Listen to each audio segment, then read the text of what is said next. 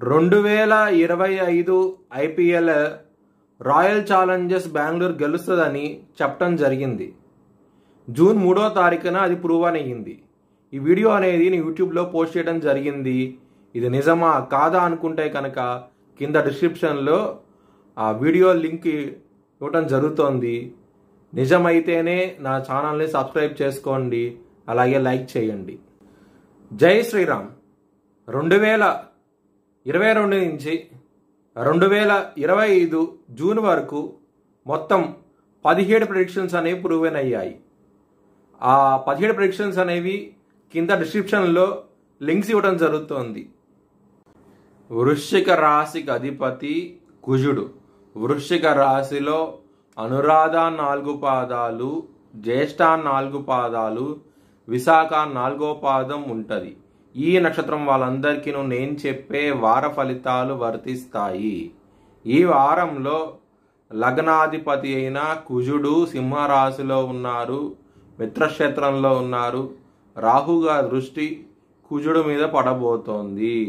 ఆరోగ్యపరంగా ఇబ్బందులు ఉంటాయి, శత్రువులు అధికంగా ఉంటారు.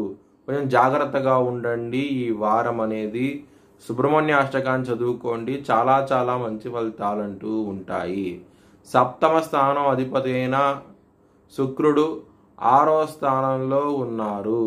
రుణ రోగ శత్రుస్థానంలో ఉన్నారు. లైఫ్ పార్ట్నర్తో గొడవలు ఉంటాయి, కొంచెం జాగ్రత్త అంటూ ఎక్కువ తీసుకోండి. చిన్న సమస్య పెద్ద సమస్యగా అయ్యే అవకాశం ఎక్కువగా ఉన్నది.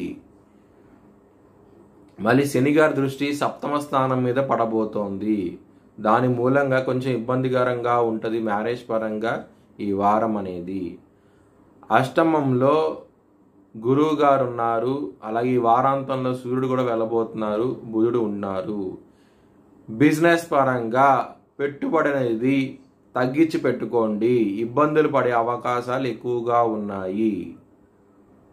కెరియర్ పరంగా స్ట్రగుల్స్ అనేవి ఉంటాయి. ఈ వారంలో కొంచెం జాగ్రత్త అంటూ ఎక్కువ తీసుకోండి. మీరు దక్షిణామూర్తి స్తోత్రపారాయణం చేస్తే కనుక చాలా చాలా మంచి ఫలితాలంటూ ఉంటాయి. కుటుంబ పరంగా గొడవలు ఉంటాయి, ఇబ్బందులు ఉంటాయి, కొంచెం జాగ్రత్తగా ఉండండి. ముఖ్యంగా గురువారం రోజున చాలా జాగ్రత్తగా ఉండండి, ఇబ్బంది పడే అవకాశాలు ఎక్కువగా ఉన్నాయి.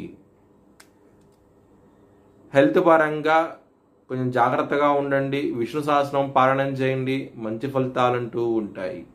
మీ భవిష్యత్ వివరాల కోసమై హెచ్ఎల్ఎన్ జ్యోతిష్యాలయాన్ని సంప్రదించండి.